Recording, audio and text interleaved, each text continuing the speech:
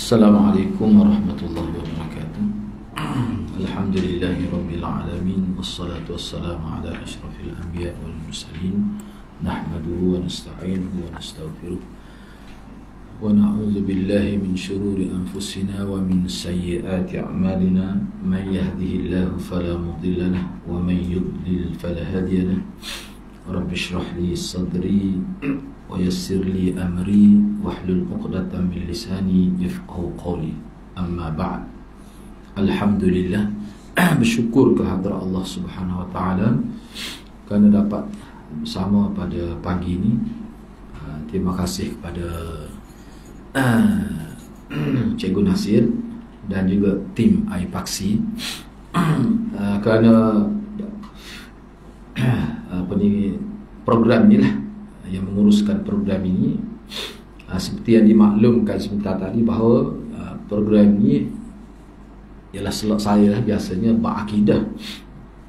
Cuma sempena dengan bulan Ramadan ni kita fokus kepada Al-Quran. Jadi setelah dicadangkan bincang ayat ni berdasar kepada tajuk yang disebut dalam Quran ataupun disebut sebagai bincang ayat Quran dari sudut tafsir maudhu'i, yakni topik yang disebut oleh Allah dalam Al-Quran. Jadi banyaklah sebenarnya. Dia sebenarnya kalau dalam Quran yang ada tu, di bahagian belakang tu indeks dia tu dia ada mana ayat berkenaan dengan Nabi, dia ada senaraikan. Itu topik-topik yang dibincang lah. Maudhu' tu. Cuma di bawah tu adalah pula tajuk-tajuk kecil. Ni saya ambil ni sebenarnya tajuk yang terlalu khusus. Sebab ayat yang membicarakan tentang ibu bapa ni agak luas juga. Dia bukan sekadar yang ada dalam nota ni. Cuma hari ni saya ambil yang lebih khusus, birrul walidain ataupun ihsan bil walidain, berbuat baik kepada ibu bapa. Jadi hak berkenaan dengan ibu bapa, apa yang ibu bapa kena buat kepada anak tu saya tak termasuk dia punya ayat-ayat tu. Tanggungjawab ibu bapa tu pun kita tidak tekan. Cuma di sini ayat yang saya kumpul ni dalam nota ringkas ni, nota ni pun sebenarnya tidak lengkap lagi ni. Banyak lagi, cuma untuk perbincangan dalam sejam setengah tu rasanya memadai lah. Cumanya perlu faham terlebih dahulu bahawa ayat-ayat yang dikemukakan dalam nota ni semuanya menjurus kepada saranan, perintah dan wasiat daripada Allah supaya kita itu. Jadi hak ibu bapa, apa ibu bapa kena buat terhadap anak, itu pun saya tidak bincang di sini. Baik, ayat-ayat berbuat baik kepada ibu bapa tu saya terjemuh tu berdasar pada ihsan. Berbuat baik ni mana ihsan. Jadi sebelum saya pergi kepada ayat-ayat, tapi dari sudut istilah, bila kita kata berihsan pada ibu bapa, mana kita buat baik pada ibu bapa walaupun ibu bapa tu sudah cukup segala-gala keperluan dia. Sebab tu bila kata buat baik pada ibu bapa, ihsan atas nama ihsan, dia bukan merujuk pada ibu bapa yang tua sahaja yang memerlukan kepada bantuan anak, tidak. Mana ketika ibu bapa masih segar bugar pun, masih sihat pun, bahkan kadang-kadang mungkin kita pinjam pitih dengan dia, ayah kita tu, tapi tetap ada ihsan itu. Maknanya ihsan kita buat baik kepada ibu bapa melebihi daripada apa yang dia perlu. Dia sudah cukup dah, lebih daripada itu. Walaupun dia kaya, bila kita jumpa dia, tetap kita sediakan juga, orang panggil buah tangan itu. Buah-buah pada dia boleh beli, lebih pada itu dia boleh beli. Dia kaya pada kita kata. Tapi ihsan ni maknanya berbuat baik tu, dia bukan sekadar bersifat material. Itulah yang kita akan bincang di sini. Kira-kiranya bagi saya lah, setakat yang saya baca dalam, sebab nota yang saya buat ni sebenarnya lebih panduannya lebih kepada bincang tentang tadabbur ayat lah. Cuma saya selitkan juga dia punya tafsir secara ringkas. Okey, cuba kita tengok. Misalnya ayat pertama, Suratul Baqarah ayat 83. Allah Subhanahu wa taala berfirman, "Wa idh akhadna mitsaqa bani Israil la ta'buduna illa Allah wa bil walidaini ihsana wa dhil qurba wal yatama wal masakin wa qulu lin nasi husna wa aqimus salah wa atuz zakah thumma tawallaytum illa qalilan minkum wa antum mu'ridun." Dan ingatlah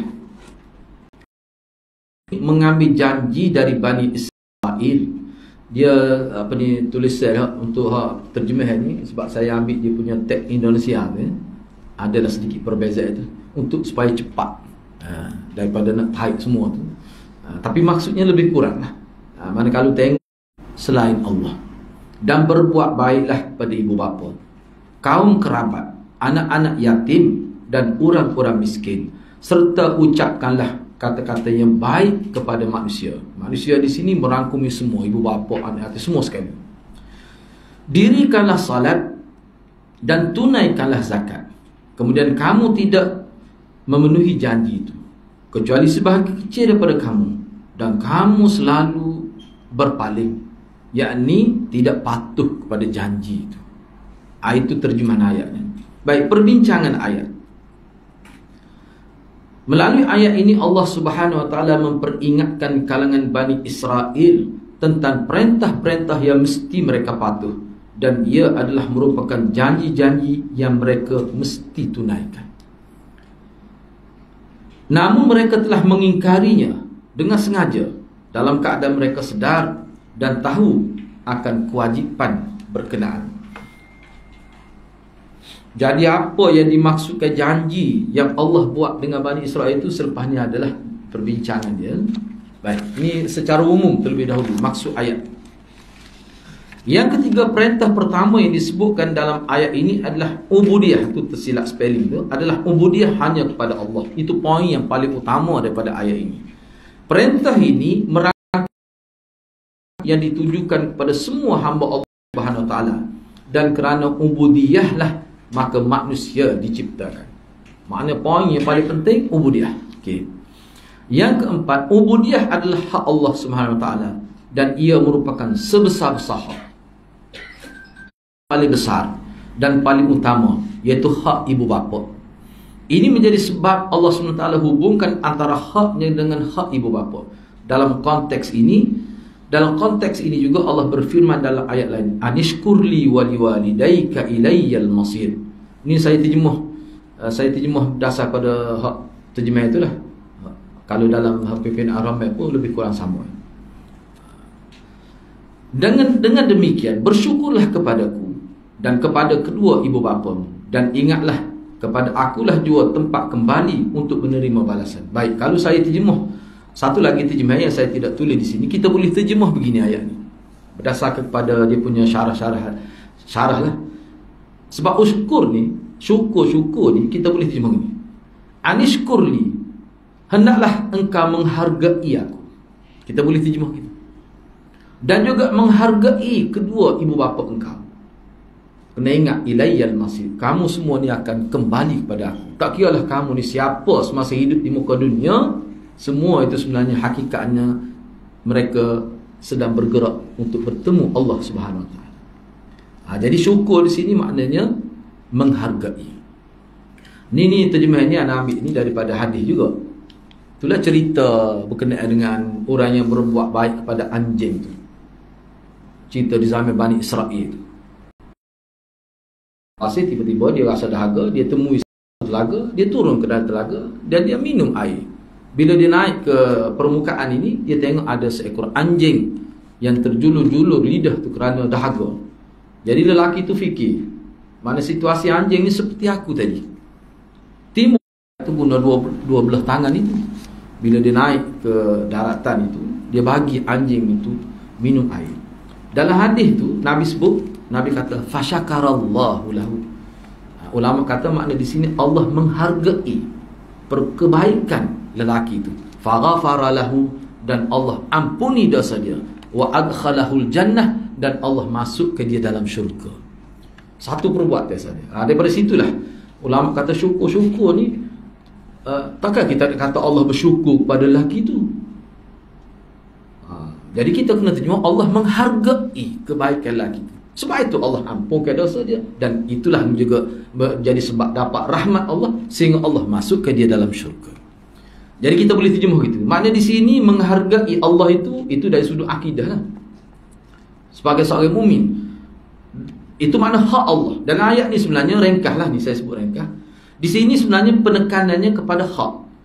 Kalau ubudiyah kepada Allah itu merupakan hak Allah. Orang lain tidak boleh kita persembahkan dalam bentuk ubudiyah. Kita kena hormat pada orang lain, kena hargai, terima kasih, tapi jangan sampai ke peringkat ubudiyah.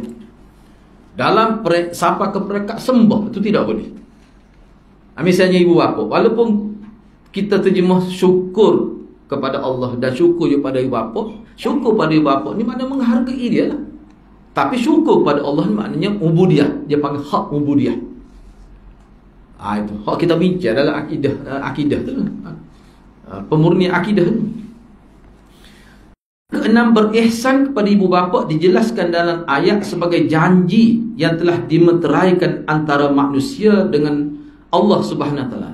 Janji mana yang dimaksudkan? Mana boleh Allah berjanji direct dengan Bani Israel, ataupun janji mana yang dimaksudkan ini? Kebanyakan ulama menyebutkan janji yang dimaksudkan adalah janji sebagai iqtida kepada syahadatain. Iqtida ni begini, iqtida ni maknanya bila seorang itu mengucap 2 kalimah syahadat dia masuk Islam, maka ada sesuatu yang dia kena buat. Sesuatu yang kena buat itulah dipanggil sebagai janji. Janji dianya janji untuk tidak mensyirikkan Allah. Asyhadu an la ilaha illallah, aku bersaksi Allah itu sebagai Tuhan yang disembah, dan aku juga bersaksi bahawa Muhammad itu pesuruh Allah. Itu janji. Bila manusia sudah ikrar, hati dia tasdik, lidah dia ikrar, dia kena buat. Hak buat itulah dia panggil iqtida. Antara iqtida yang paling utama selain daripada hak asas ubudiyah kepada Allah tidak boleh syirik, itu yang paling besar. Kalau kita tahu ubudiyah itu hak Allah. Kalau hak manusia ni ramai. Jiran pun manusia, guru pun manusia, ibu bapa manusia. Jadi hak mana ke hak manusia yang paling wajib, yang paling besar, yang paling utama, dihormati, diberi penghargaan? Ibu bapa. Maknanya hak ibu bapa. Bahkan semua ayat dalam satu nota ini boleh katakan keseluruhan ayatnya berkaitan ihsan bil walidain, dia akan kaitkan dengan ubudiyah kepada Allah. Nak ayatnya betapa peri pentingnya ihsan pada ibu bapa sehingga dirangkaikan dalam satu ayat, diiringi, digabungkan dalam satu ayat. Mana besar sungguh tu. Sebab tu Ibnu Abbas bila orang tanya dia, ni saya terjemah secara bebas lah, apakah amalan yang kira sebagai jalan pintas shortcut dapat syurga? Dia kata tak ada, kecuali buat baik pada ibu bapa. Yang mana latar belakang orang yang bertanya ni sebenarnya sebab dia bertaubat tu di akhir usia. Mana hidup dia ni sebilangan besar hidup dia dalam keadaan maksiat pada Allah. Bila timbul kesedaran, dia bertaubat. Jadi dia fikir kalau dia nak laksana, kita Melayu panggil rumah kata pergi, kubur panggil tu. Kubur kata mari. Mana tahap tu? Sebab tu timbul soalan nak tanya tu, mana kehamalan yang besar kira-kira boleh cover kelemahan dia sebelum ini. Ibn Abbas kata, aku tak tahu kecuali buat baik pada ibu bapa. Itulah sebab besarnya pahala tu. Baik, sudut tadabbur ayat ini kita bincang secara ringkas saja ni. Sudut tadabbur daripada ayat ini, kenapa Allah SWT hubungkan secara langsung haknya dengan hak dua ibu bapa? Apa sebab? Allah kaitkan. Dan ayat-ayat selepas ni pun begitulah. Cuba kita perhati ayat tu, sebut dengan jelas. La ta'budu illallah. Kemudian terus wabil walidaini ihsana. Kaitkan selalu. Ataf dengan mana buat baik pada ibu bapa, dia atafkan kepada ubudiyah pada Allah. Kenapa begitu? Baik, jawapan dia cuba tengok di sini. Selain menyatakan keutamaan berihsan kepada ibu bapa, maka di sini perkara lain yang lebih penting adalah menyatakan sebab penciptaan manusia adalah untuk ubudiyah. Itu tersilap sebenarnya, tauhid kepada Allah SWT. Dan yang menjadi tanggungjawab besar mentarbiah manusia daripada awal agar mereka membesar dalam keadaan bertauhid adalah ibu bapa. Ni mengikut pandangan Imam Qurtubi. Ni saya petik dalam versi Maktabah Syamilah. Nak suruh cepat. Kitab tu ada dalam bentuk PDF-nya. Ni saya ambil dalam Maktabah Syamilah. Dia sebenarnya kita buka dia punya tafsir Qurtubi tu, tengok ayat berapa dia keluarlah. Mana ada rujukan tu. Maksudnya apa? Poin yang pertama ni, maknanya dia begini, dia tarbiyahnya ada dua. Orang panggil tauhid tu. Hak tu sebenarnya ibu bapa juga kena buat. Cumanya tarbiyah ibu bapa tu untuk hak Allah. Ibu bapa juga kena tarbiyah. Satu lagi tarbiyah untuk kehidupan biasa. Daripada kecil dia membesar. Tarbiyah ni dia luah dalam bahasa Arab, bukan bermakna bui ilmu saja, tidak. Tarbiyah Allah ni besarlah. Dari segi rezeki, mendorong, menimbulkan perasaan baik pada diri manusia. Bagaimana ibu bapa tu secara fitrah timbul perasaan sayang, itu tarbiyah Allah lah tu, mengikut ulama. Kemudian kalau selepas daripada itu, siapa lagi yang paling besar dalam bab tarbiyah? Ibu bapa lah. Kalau kita kecek bahasa mudah kan, kita kata misalnya ada orang itu sebut mertua dia sangat baik. Iyalah baik lah, tapi setelah awak kahwin dengan anak dia. Tapi sebelum tu siapa? Dan baik mertua ni dia tak sama dengan ibu bapa. Selepas ni saya akan penjelaskan berdasar pada ayat-ayat lain. Sebab apa ibu bapa terlebih? Quran pun sebut. Quran pun sebut. Ni secara ringkas. Kalau kita panjang-panjang tak habis nak ni. Baik, gitu maksudnya.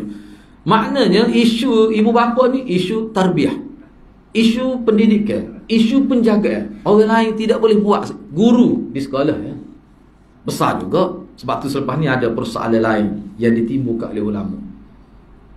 Kenapa guru dipanggil Abu Sani? Bapa yang kedua pada kita, guru lah. Apa ciri ada pada dia? Bila dia buat baik pada kita, tiba-tiba dipanggil Abu Sani. Maknanya ciri apa yang ada pada ibu bapa tu, sehingga guru tu dianggap sebagai ibu bapa kedua. Baik, tak apa, sebelum pergi situ, tadabbur yang kedua, kenapa disebut kalimah husnan selepas ihsan? Cuba perhati ayat ni lah. Cuba perhati semula ayat ni. Di situ la ta'buduna illallah wa bil walidaini ihsan. Kalimah ihsan tu daripada ahsana yuhsinu ihsan, yakni melakukan ihsan. Itu mana ihsan, masdar, kata terbitan. Makna buat baik, melakukan kebaikan kepada ibu. Kita tidak boleh, kita kena terima yang baik. Ihsan tu melakukan kebaikan. Sebab tu saya terima ihsan, berbuat baik. Kalau husnan, kebaikan, ucap dengan husnan, dengan baik. Okey. Jadi di sini timbul satu pertanyaan. Kenapa disebut husnan dalam konteks buat baik pada ibu bapa, dan juga ayat seterusnya tu dikatakan husnan, dikatakan ihsan. Tiba-tiba selepas itu waqulu linnas, untuk seluruh manusia termasuk ibu bapa dan orang lain, bila nak bercakap kena husnan. Apa maksud? Husnan tu maknanya baik. Ihsan, berbuat baik. Baik, sebagai menegaskan berbuat baik pada manusia mestilah dengan perbuatan dan kata-kata. Kalimah ihsan lebih menjurus kepada berbuat baik dengan anggota selain lidah, manakala husnan dikaitkan dengan kata-kata waqulu linnas husna. Jadi kalau dengan orang lain ini, mana dengan ibu bapa, dia kena ada ihsan dan husna. Maknanya ucapan pun kena baik. Dia panggil ni, dia panggil apa dia kita panggil, body language lah kita kata. Mana bila kita duduk bersama dia tu, kedudukan tangan kita, kedudukan mata kita, cara kita berjalan depan dia, itu maksud ihsan itu. Sebab itulah di bawah tu saya ada sebut sebagai tambahan maklumat. Selepas ni kalau itu kisah semua ni ni boleh nampak lah bagaimana sahabat kata ihsan ini. Maknanya contohnya bapa kita tak boleh, itu tidak ihsan. Maknanya perbuatan kita dari segi orang panggil lisanul hal kita lah, gaya tubuh kita, lalu depan dia macam mana kena tunduk, itu yang ditekankan. Itu mana ihsan. Hak kata-kata ni terlalu khusus bapa. Kadang-kadang dengar, tengok pada bapa dengan cara tak betul tu, terasa hati dah bapa tu. Tu tak boleh gini. Kena jaga sungguh tu kalau gitu. Mana kalau kita profesor pun tak usah tunjuklah profesor kita tu depan mak kita. Mana kalau duduk depan mak kita ni kita jadi budak tadika, tak apa. Itu maksud dia. Sebab ada jenis profesor dia tunjuk ke profesor dia kepada mak dia. Mak dia terasa hati. Ada gitu. Itu maksud dia. Okey, baik. Jadi saya tidak bincang semua ni sebab kita akan bincang dalam ayat lain, poin-poin yang berkaitan. Jadi ni kata-kata Ibnu Katsir ni, saya rujuk pada Ibnu Katsir ni. Dia kata itu maksudnya. Jadi kalau melibatkan orang lain, dia tumpu kepada kata-kata. Sebab kita jumpa ni orang lain ni seketika ya. Kita mari kepada jumpa lah. Jadi penekanan pada lidah saja sih. Walaupun anggota lain pun perlu, tapi tidaklah sehebat dengan ibu bapa. Kalau ibu bapa ni kita tinggal dengan ibu bapa, Kalau klik sekali-kali akan tinggal dengan dia. Lepas tu ibu bapa ni terlalu biasa sebab daripada kecil boleh jadi banyak terlepas pandai. Tak boleh, kena jaga. Mana jangan kamu hanya jaga kata-kata saja. Perbuatan kamu dia tu. Sahabat kata tak boleh tunjuk pun. Tak boleh tunjuk pun tangan pada isyaratkan tangan tak boleh. Sebab tu orang kita buat dengan ibu bapa dia bokok tu boleh ada juga lepas ni perbincangan tu. Lalu ibu bapa dia tunduk. Itu yang dikehendaki. Orang guna-guna ibu. Kalau guna ibu jari ni kira penghormatan tu. Terus kau tunjuk. Dah tunjuk straight pula tu. Jadi nampak biadab. Setengah sahabat kata begitu. Hak ihsan tadi. Hak husna tu berkait dengan lidah. Dia begini dalam bahasa Arab ni dia ada kali-kali kita akan bincang dalam ayat lain. Yang ketiga, kenapa Allah SWT menyatakan berbuat baik pada seluruh manusia? Hak tu dengan kata-kata wa qulu linnasi husna. Bila sebut husna tu dia merujuk pada kata-kata.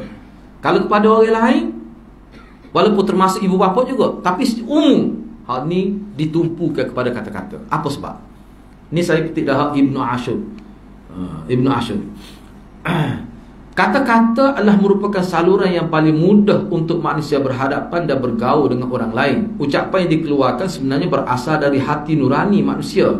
Apabila mereka bercakap dengan husnan, dengan baik, maka itu merupakan luahan hati yang inginkan kebaikan. Jadi maknanya bila arah Allah waqulu dan katakanlah oleh kamu kepada orang ramai, termasuk ibu bapa kamu, husnan maknanya bercakap dengan bahasa yang baik. Dan asal husnan itu dari segi fiqh bahasanya, maknanya dia lahir husnan tu dia lahir daripada hati. Baru orang panggil husnan. Kalau mulut saja manis cakap tapi hati tidak gitu, itu dia panggil nifaq, dia panggil. Itu dia panggil nifaq, bukan husnan. Hak nifaq tu kita tak maunya. Tak mungkin hati lain, keluar daripada lidah lain, itu tidak dipanggil husnan. Jadi kalimah husnan tu dia berkait dengan hati. Itu dari segi fiqh dia. Itu. Maknanya apa? Ikhlas. Cakap keluar tu dia ikhlas. Kalau kita tak suka berterus terang, itu sifat orang beriman. Jadi kalau begitu keadaan kita bila bercakap, payah syaitan nak ganggu kita. Sukarlah. Jadi makna kita sentiasa berada dalam keadaan sidq. Tak perlu ambil kitab sebab dia ada dah komplit dah. Okey, ayat ni tekan saja tafsir dia. Arahan tersirat, berihsanlah dan caknalah ibu bapa. Hukumnya adalah fardu ain, mengabaikan mereka adalah dosa besar. Hak ni tak boleh nak franchise hak ni. Jangan kita kata sesat tanggungjawab aku bila aku ada pembantu rumah dia cara aku tak klik pun tak tengok ibu bapa balik kerja. Tak lepas tu. Dia sebagai pembantu tetap fardu ain tak hilang. Kita kata dah lah kita bayar gaji itu tu nak melepas fardu ain dah lah tu dia kata. Dah tak cukup mengikut ulama. Kita sedih hak tu sebagai bila balik tu suka-suka hanya tengok muka ibu bapa tu. Tak boleh kita biarkan begitu saja. Ibu bapa tak akan puas hati. Perbincangan tu akan ada sifat ni. Okey, saya pergi dulu kalau ada persoalan selepas ini. Okey, sekarang ni kita pergi pada surah An-Nisa pula. Cuba perhatikan sebenarnya di sini yang perlu diperhatikan laras bahasa Al-Quran tu. Ayat 36 surah An-Nisa. Wa'budullah wa la tusyriku bi syai'a. Itu satu fasal. Fasal yang kedua, wabil walidaini ihsana, dan seterusnya. Wabidil qurba wal yatama wal masakin wal jari dil qurba wal jaril junub was sahibi bil jamb wabnis sabil wama malakat aymanukum innallaha la yuhibbu man kana mukhtalan fakhura. Dan hendaklah kamu beribadat kepada Allah dan janganlah kamu sekutukan dia dengan sesuatu apa jua, dan kamu berbuat baik pada kedua ibu bapa dan kaum kerabat, anak-anak yatim dan orang-orang miskin, jiran tetangga yang dekat, jiran tetangga yang jauh, rakan sejawat di sebenarnya maksud dia sengaja saya tidak ubah tu maknanya, dan orang musafir yang terlantar yang ada masalah, dan juga hamba sahaya yang kamu miliki. Sesungguhnya Allah tidak suka pada orang-orang yang sombong, takabur dan membangga-banggakan diri. Ayat ini sentuhan dia banyak, kita tidak bincang semua. Saya nak fokus pada birrul walidain saja. Baik. Yang pertama perbincangan ayat sebelum kita pergi pada tadabbur. Cuma sebelum itu fokusnya perlu kepada laras bahasa tu diletakkan buat baik, arahan buat baik pada ibu bapa selepas disebut ubudiyah, dan jangan mensyirikkan Allah. Terus dirangkaikan dengan ihsan bil walid. Semua ulama kalau kita tengok tafsir, dia kata Quran ni dia wahyu. Mana setiap kalimah berada berbeza-beza. Selepas ni kita akan tengok contoh ayat. Berbeza tu dia bukan saja-saja tu. Kedudukan huruf, kedudukan kalimah ada kaitan semuanya. Mesti dilihat daripada semua sudut penggunaan itu. Misalnya di sini, betapa pentingnya ibu bapa letak ada satu ayat, lepas ubudiyah pada Allah, jangan syirik, sembahlah Allah, jangan syirik, jangan sekutukan Allah. Ada setengah ayat tu sebut ibadatlah kamu kepada Allah, tidak boleh ibadat pada lain. Selepas tu terus sebut ihsan bil walidain. Maknanya ihsan bil walidain ni keutamaan dalam agama kita. Patutlah Ibnu Abbas kata begitu. Tak ada dia kata itu paling besar. Baik, perbincangan ayat secara nikah. Yang pertama, Allah SWT kaitkan berihsan kepada ibu bapa selepas menyebutkan larangan beribadat pada selainnya dan larangan syirik kepadanya. Jika dalam ayat 83 surah Al-Baqarah Ta'ala hubungkan terus berbuat baik kepada ibu bapa selepas larangan menyembah selainnya, perkara ini akan disentuh dalam sudut tadabbur selepas ini. Yang kedua, penekanan kepada tauhid yang difirmankan oleh Allah Azza wa Jalla dengan larangan ubudiyah kepada selainnya dan larangan syirik padanya. Tidak ada pun ciri khaliqiyah itu, tidak mencipta pun. Bahkan kamu yang menyediakan, yang mengurus dia. Nak boleh dia berada pada tempat tinggi tu. Ada tak pernah tengok ke? Mana persiapan untuk letak berhala. Saya pernah tengok. Ni cerita ni di Panji, di Kelantan. Sempat sebulan saja. Dia sewa bangunan tu, dia nak buat tempat ibadat dia, agama Buddha lah. Jadi bila dia nak masuk berhala, dia kena buat ni sebahagian dinding ni. Kos besar juga lah sebab dia punya premis tu kira batu tu. Cuma yang buat tapak tu semua orang Islam. Saya pergi tengok, saya kata tak boleh ni kerja ni. Oh, marah dia. Saya kata kena cari kerja lain. Banyak lagi kerja lain. Kenapa terlibat nak buat tempat berhala? Yalah, buat berhala tu berat, kena akak guna kering. Yalah, guna kita kata maknanya tak boleh berat lah guna daripada semi. Nah, patut. Maknanya mempersiapkan Tuhan dia tak boleh naik sendiri gitu. Mana kena ada orang yang urus. Jadi mana sabah ke kamu sembah dia? Baik, cuba kita tengok lagi ni. Di segi hak dan kemunasabahan. Apakah munasabah kamu sembah selain Allah SWT? Sedangkan yang kamu sembah tu mereka tu, maknanya yang kamu sembah selain Allah tu tidak menciptakan kamu dan makhluk lain. Tanpa menafikan banyak lagi faktor lain yang boleh dijadikan hujah tu sebenarnya. Hanya Allah sahaja yang berhak dengan ubudiyah. Tetapi faktor kemampuan mencipta adalah faktor utama untuk menyampaikan hak ubudiyah. Hakikat khaliqiyah. Khaliqiyah ni mana hakikat mencipta hanya ada kepada Allah dan langsung tidak ada pada setiap Tuhan. Bila kita sebut hak mencipta dalam Quran ni, kalau kita bicara tafsir maudhu'i dari sudut Allah, dari sudut ubudiyah khusus, kita perhatikan modal mencipta itu. Mencipta khaliqiyah, kuasa khaliqiyah. Lagi hak tu tidak mendengar, Allah mendengar. Boleh juga hujah tu. Tapi hujah yang paling besar adalah menciptakan alam ini. Sebab itulah kita kata tauhid rububiyah tu. Rububiyah tu maknanya kita yakin, beriman bahawa dari sudut rububiyah, tauhid rububiyah, Allah menciptakan dan Allah urus cipta dia. Besar tu bab khaliqiyah itu. Sebab tu Allah banyak guna perkara itu. Makna layak Allah tu disembah sebab dia yang menciptakan. Tidak layak kamu sembah yang lain kerana yang lain tu dia diciptakan. Nak boleh ada mata sekadar itu tu kamu yang tepuk tu. Baik. Yang ketiga, ayat ini juga sebagai menyatakan kebesaran dan keutamaan ibu bapa yang mesti mesti diberi perhatian oleh setiap manusia tertinggal tu. Mana kena beri perhatian ibu bapa ni, banyak lagi dia punya kehadapan tu, saya akan sebutlah perkara ni. Baik, sudut tadabbur. Ni maknanya ayat ini kalau kita nak ambil poin dia tadabbur ni. Dengan saya tu saya kumpul dia pun apa maksud tadabbur sampai 6 buku yang ulama bincang tadabbur ni apa. Baca Quran Kemudian ambil terjemah harfiah, naik satu tahap dia panggil tadabbur. Tadabbur ni mana kita nak tahu apa yang Allah nak sampaikan ke dia secara ringkas, tanpa mendalam. Tak mendalam pun, ringkas. Sebab tu dia boleh habis sekejap saja 30 juzuk, tidaklah makan masa bertahun-tahun. Ringkas. Cuma tadabbur ni dia berbentuk menimbulkan persoalan. Kenapa begini? Allah sebut begini. Ringkas. Misalnya di sini, siapa yang paling berhak disyukuri selepas Allah?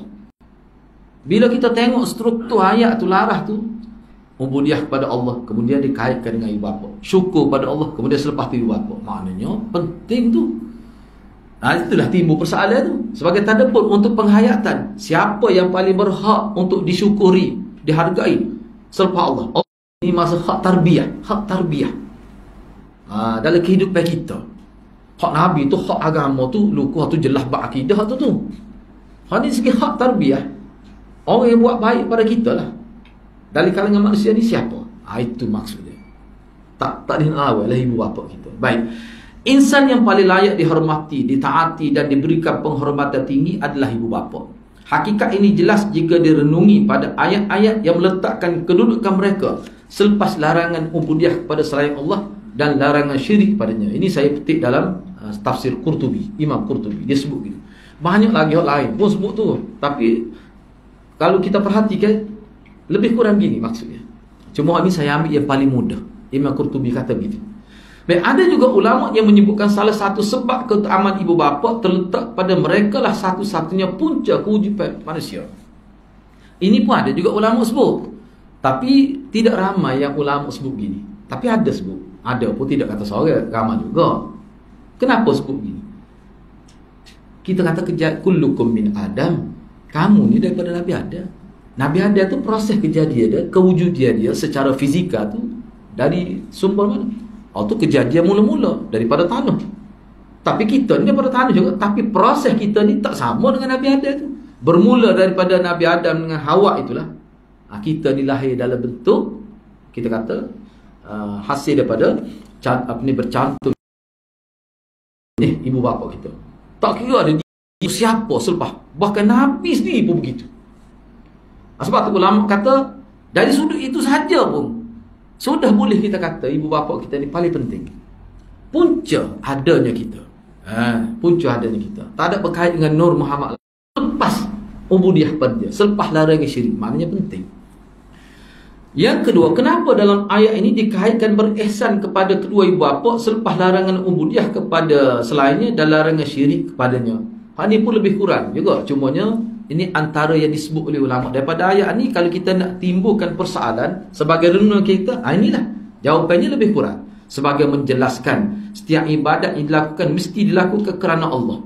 Dan ia dilakukan bukan kerana, dan jika ia dilakukan bukan kerana Allah, maka dia dikira sebagai syirik. Mungkin dalam situasi tertentu ia berada pada tahap syirik kecil dan mungkin pada tahap syirik besar. Baik, cuba kita tengok sekali lagi. Kenapa dalam ayat ini dikaitkan berihsan kepada kedua ibu bapa selepas larangan ubudiyah? Maknanya bila Allah nak sebut tentang ibu bapa tadi, dahulukan syirik. Tak boleh syirik pada dia, tak boleh ibadat pada dia. Itu soalan dia. Hak soalan tadi, kenapa buat baik pada ibu bapa ni diletak selepas ubudiyah dan selepas larangan syirik? Untuk tadabbur yang kedua ni, kenapa Allah letakkan diri dia dulu nak buat baik pada ibu bapa ni tahap tinggi, tapi dia letak jangan syirik. Sebab manusia ni kadang-kadang bila dia buat sesuatu oleh kerana dia tengok ibu bapa tinggi, kadang-kadang ibu bapa sepatu hadah dia buat. Cuba tengok dalam agama lain, cium kaki sembah kaki ibu bapa sebagai Tuhan, dia anggap sebagai dewa. Ada setengah-setengah agama ibu bapa ni. Tak boleh sampai tahap tu. Walaupun kamu kena ingat ibadat ubudiyah pada Allah, jangan syirik. Itu keutamaan. Dan selepas ni ada huraian lain dalam ayat lain. Itu maksudnya. So, yang keduanya, kalaulah kita berihsan pada ibu bapa ni bukan kerana Allah, bukan atas kerangka agama, bukan dalam perspektif agama, bukan kerana Allah. Kita kata ni nampak Kelatan panggil ni cekung mata. Cekung cekung. Masuk dalam betul mata. Bapa tu tak tidur jaga bapa. Siapa dia tu? Tidak Islam tu. Kadang-kadang tak ada agama, fitrah. Tapi orang Islam ni tidak gitu.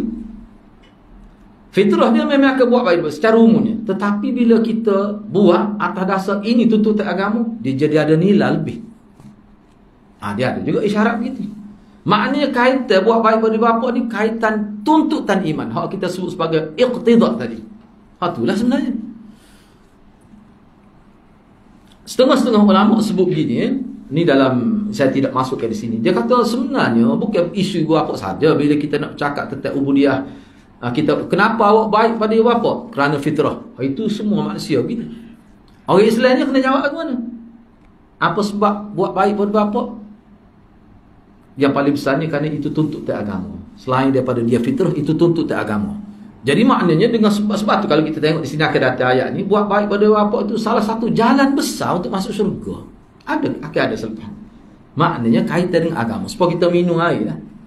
Bapa minum air nak ilai dahaga. Memang ilai dahaga. Tapi boleh pada ke? Kecuali minum dengan cara sunnah. Makna cara itu. Tak kira lah minum air apa pun. Asalkan halal. Cara itu menyebabkan jadi boleh pahala. Tak kira lah susu kambing. Kalau minum sebab kambing, tak boleh pahala. Baik. Gitulah maksud dia. Baik. Seterusnya ayat yang 3. Surah Al-An'am. Ayat 151. Qul ta'alau atlu ma harrama rabbukum alaikum. ولا تقتلوا النفس التي حرم الله إلا بالحق ذلكم وصاكم به لعلكم تعقلون. Katakanlah wahai Muhammad. Jadi kena ingat bila dalam Quran ni bila kata qul, katakanlah itu ditujukan kepada Nabi lah. Begitu kebiasaannya. Jadi perintah tu untuk apa? Setengah ulama dia sebut gini. Bila Allah kata pada Nabi qul, kita boleh terjemah begini. Mafhum. Wahai Muhammad, kamu sebutlah kepada manusia. Arahan kul ni supaya Nabi sampaikan. Sebab itulah Nabi bila tu ayat Quran, Nabi panggil sahabat dia. Antara saya Ali. Sekarang ni tu wahyu baru. Kamu pergi sampai kepada orang ni, orang kafir. Nabi suruh selalu sampai kepada orang kafir. Kadang-kadang kalau sehari tak ada orang kafir bertanya, macam mana hari tak ada ayat baru ke? Dia bertanya. Kalau untuk orang Islam tak apalah. Ada papan kenyataan Ustuanah tu di tiang masjid Madinah tu. Baik. Katakanlah wahai Muhammad. Mana sebutlah wahai Muhammad pada orang ramai. Apa dia? Ta'alau. Marilah kamu semua. Aku bacakan apa yang telah diharamkan oleh Tuhan kamu pada kamu. Iaitu janganlah kamu sekutukan dengan Allah sesuatu pun. Selepas tu sebut. Cuba tengok larah bahasa. Selepas tu disebut, hendaklah kamu berbuat baik pada ibu bapa, dan janganlah kamu membunuh anak-anak kamu kerana kepapaan, bimbang, miskin. Sebenarnya kamilah yang memberi rezeki kepada kamu. Kamu tu maksudnya ibu bapa, dan juga kepada mereka, yakni anak tu. Dan janganlah kejahatan-kejahatan. Fawahish yang dimaksudkan di sini adalah perbuatan zina itu, yang terang daripadanya dan juga yang tersembunyi. Dan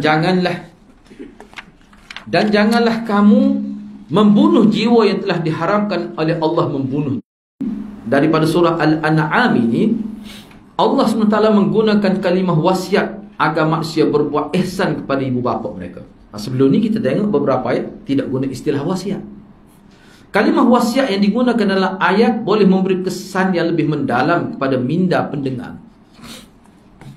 Orang kita ni kalau sebut wasiat ni dalam bab kan? Bab nak mati.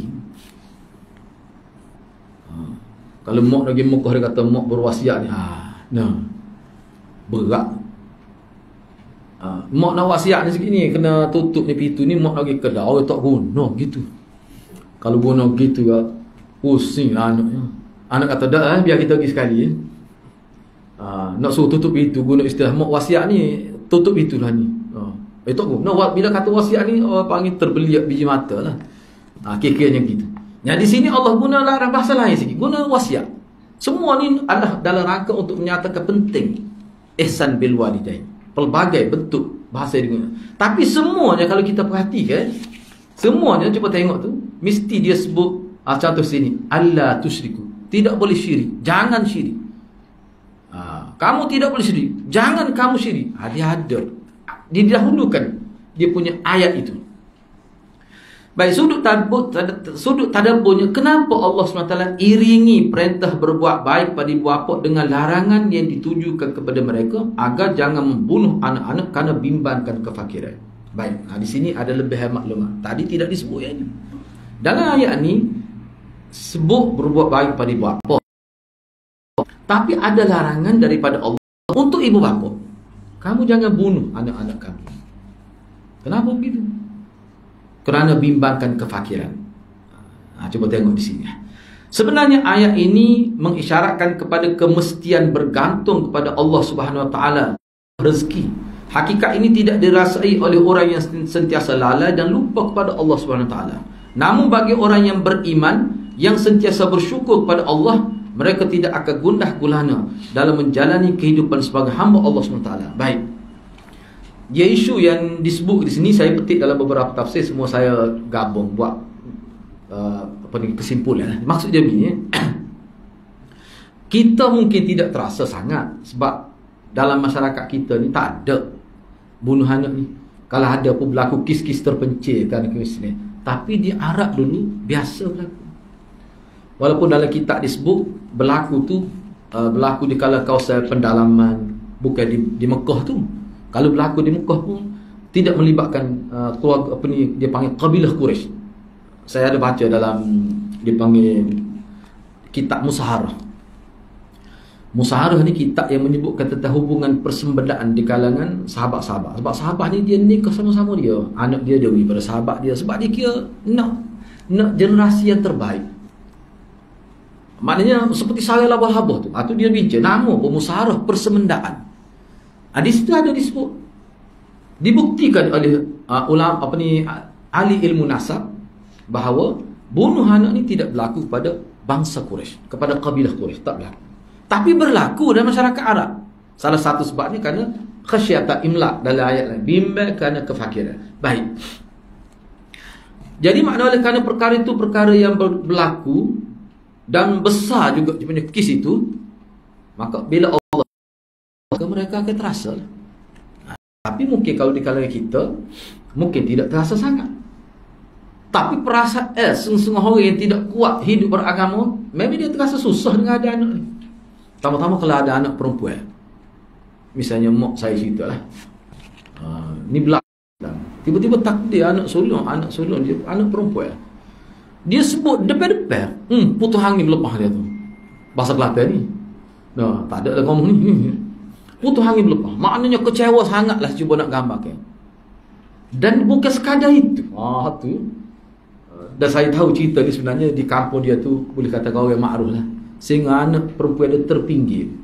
Sehingga ada orang sebut pada saya, cerita dia ni asalnya bila anak dia besar, anak perempuan dia berkahwin, anak perempuan dia terkata, dia kata lama dia nak keluar daripada rumah ayah dia, tapi dia tak tahu nak pergi duduk di mana.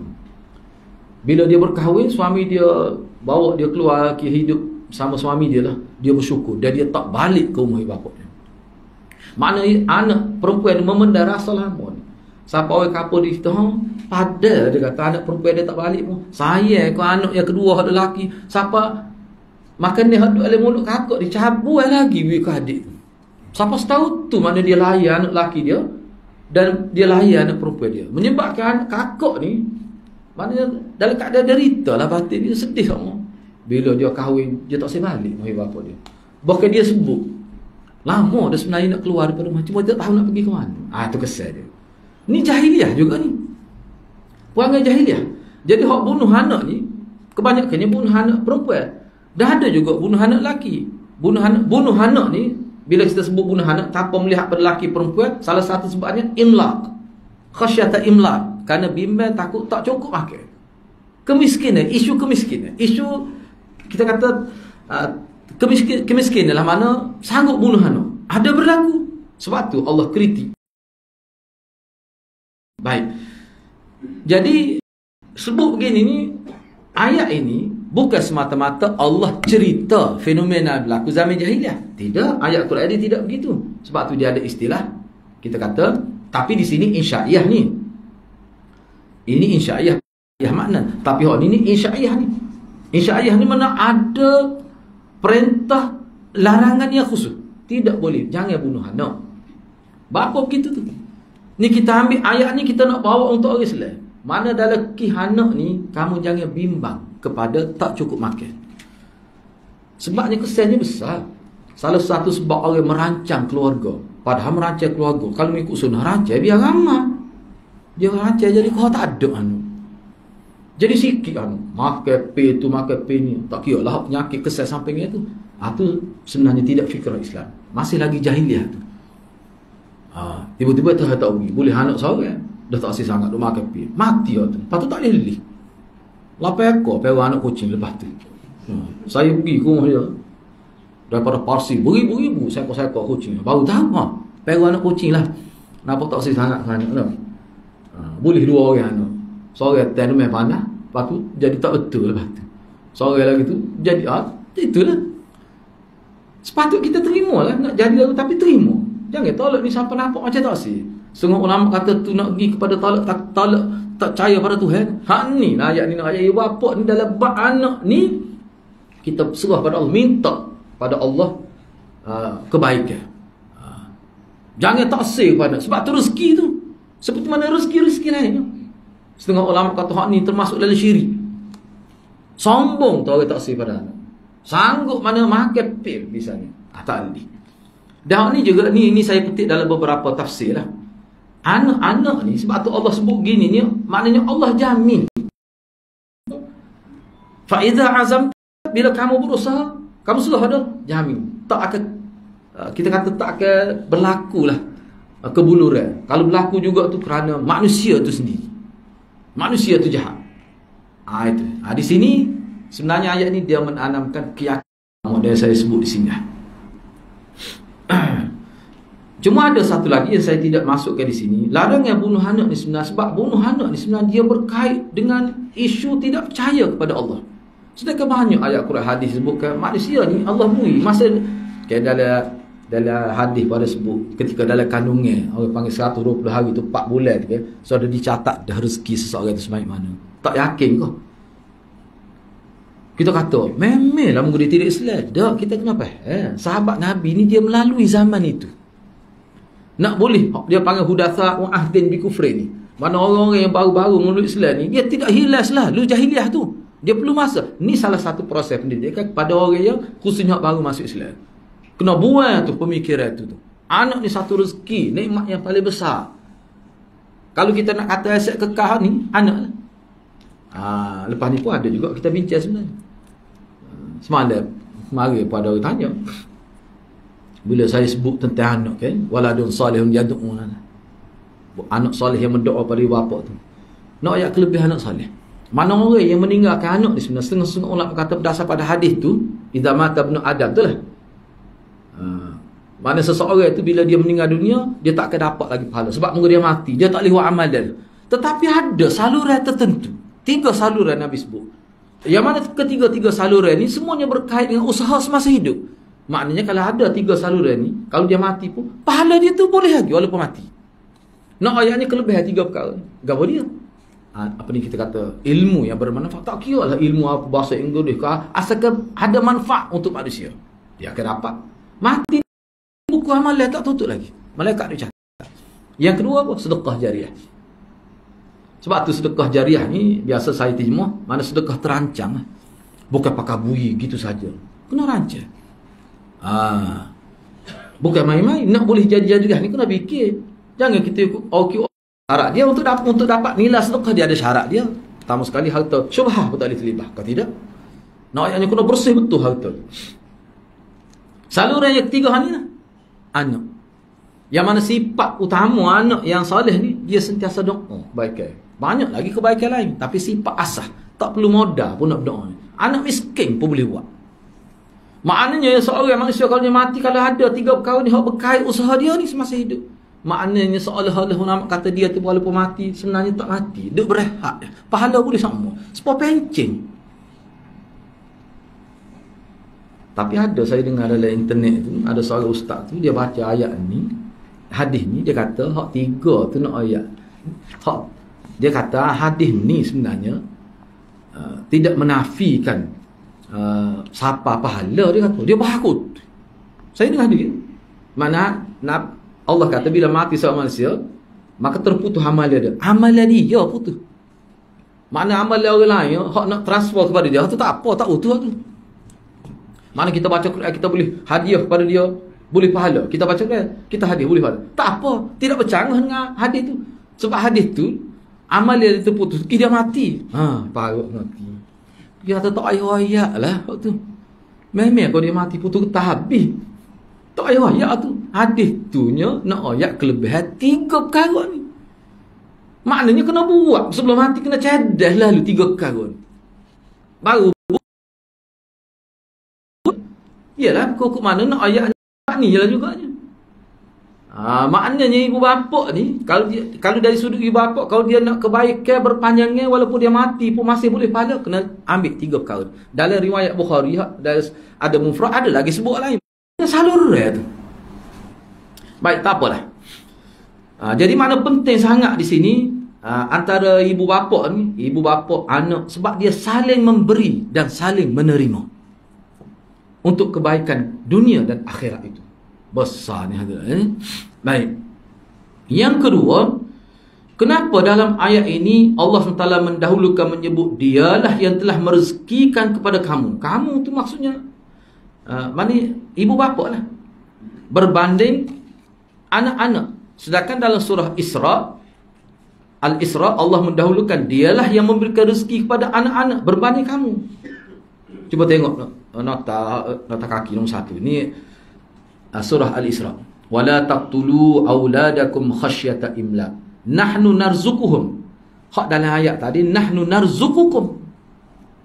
Janganlah kamu bunuh anak-anak kamu kerana bimbangkan kefakiran, kepabean. Bapa tu, kamu kena ingat, kami yang beri rezeki kepada anak kamu dan juga kepada kamu. Sesungguhnya bunuh mereka itu merupakan kesalahan yang sangat besar. Baik, cuba kita tengok ayat asal ni. Cuba perhati pada ayat. Tu kan.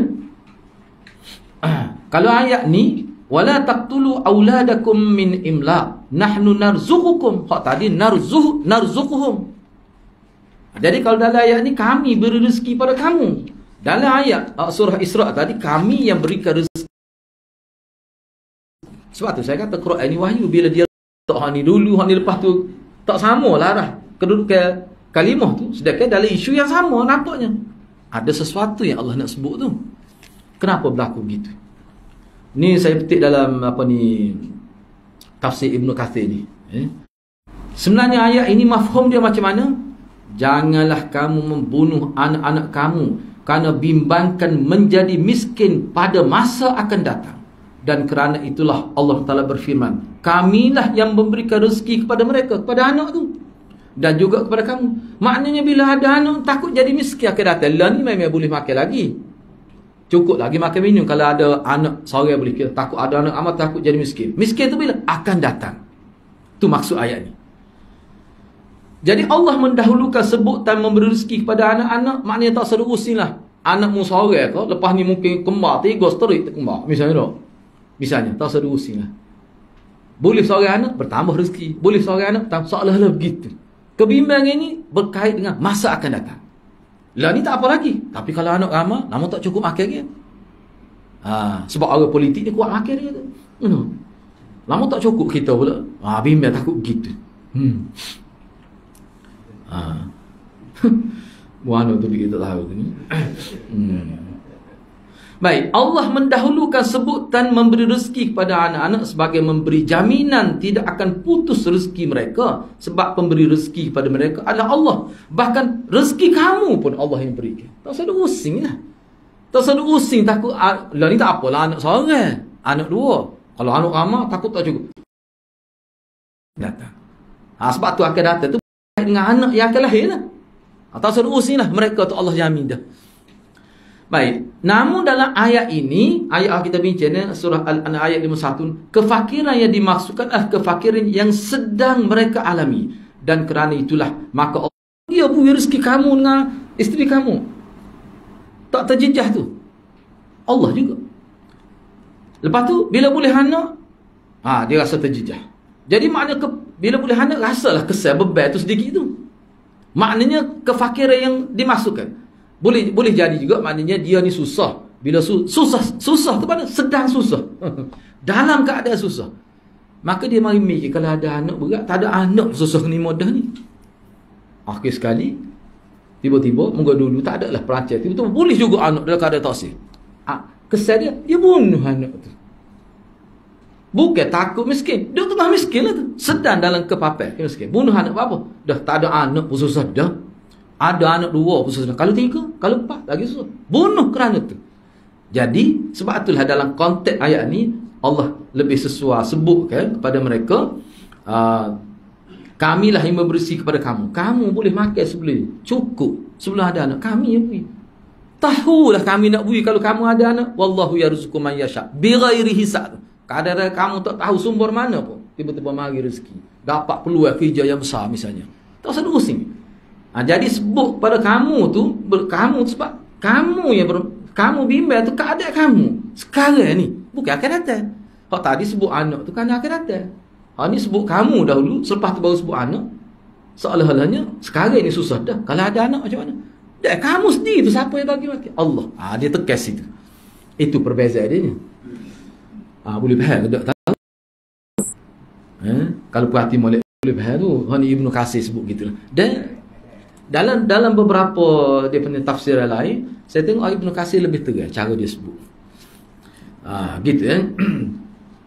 Jadi dalam surah Al-Isra ayat 23 hingga 24, cuba wala tanharhuma wa qul lahumā qawlan karīmā wakhfid lahumā janāha adh-dhulli minar rahmah wa qur rabbirhamhumā kamā rabbayānī shaghīrā.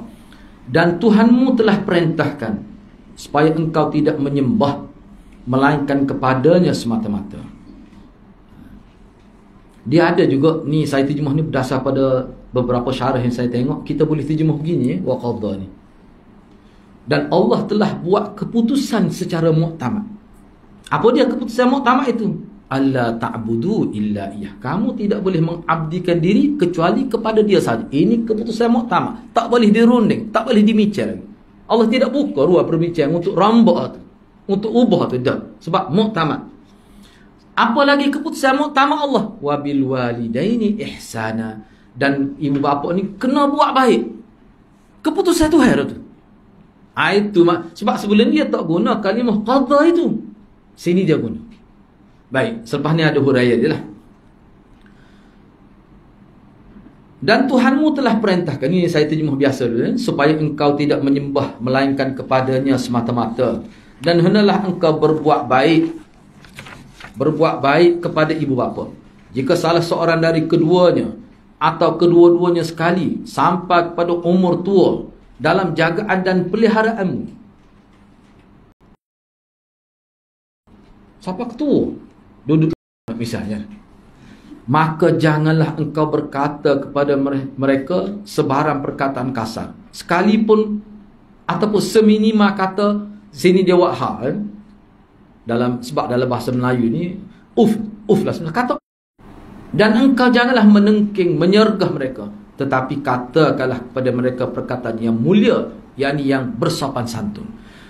Dan hendaklah engkau merendah diri kepada keduanya kerana belas kasihan dan kerana kasih sayangmu, dan doalah untuk mereka dengan berkata, wahai Tuhanku, cucurilah rahmat ataupun limpahilah rahmat pada mereka berdua sebagaimana mereka telah mencurahkan kasih sayangnya, yakni memelihara dan mendidikku semasa kecil. Baik, perbincangan ayat yang pertama, Allah Subhanahu wa taala telah memerintahkan agar semua manusia hanya menyembahnya dan berbuat baik pada ibu bapa. Kalau kita tengok ayat ni pun lebih kurang juga ni. Perintah dulu kena ubudiah pada Allah, kemudian selepas tu letak ibu bapa. Nah, ayatnya penting ibu bapa tu. Itu sama. Mengikut Mujahid, ni seorang tokoh tafsir di kalangan tabi'in. Dia kata kalimah qadha yang bermaksud perintah adalah lebih bersifat wasiat. Maknanya penting. Wasiat ni dalam bahasa Arab maknanya sesuatu yang penting. Dia tak guna perkara biasa ni, guna atas nama wasiat. Sebab tu wasiat ni orang Melayu dia kekal kata. Kalau kita tengok dalam kamus biasa, wasiat mana pesan. Berwasiat mana berpesan. Tapi kalau kita terjemah berpesan, dia tidak menimbulkan kesan sangat pada masyarakat. Tapi kalau sebut wasiat, tadilah. Macam nak nendas saka, nampak tu no. Dia nak dia faham gitu. Mana sangat genting lah. Sebab tu Mujahid kata qada di sini mana Allah berwasiat. Tu kata dia lah. Kenyataan ini juga sebagai menunjukkan betapa besarnya berihsan kepada ibu bapa sehingga Allah SWT rangkaikan dengan ubudiah kepadanya. Tu isu sama dalam ayat sebelumnya. Yang kedua, ada sebagian ulama yang menyatakan maksud qada adalah Allah SWT telah membuat keputusan secara muktamad dan tidak boleh dirunding lagi. Duduk bersama ibu bapa kita ni, adik kita, kakak kita, tak apa suruh dia, kita pun tak caw. Tak lepas rasa kita. Walaupun boleh jadi ibu bapa kita terjaga, siapa jaga? Bukan kita lah. Kita lepas tak tanya khabar rasa. Tak lepas tu, fardu ain tu tak lepas. Sebab fardu ain di sini betul-betul wujud aini, individu. Itu mengikut ulama lah. Cuma kita duduk jauh ni mungkin berbeza lah cara berhubungan dengan ibu bapa tu. Iyalah kukuk mana pun dia kena ada. Tak boleh lepas gitu saja. Klik-klik tak nak ni musaka dah.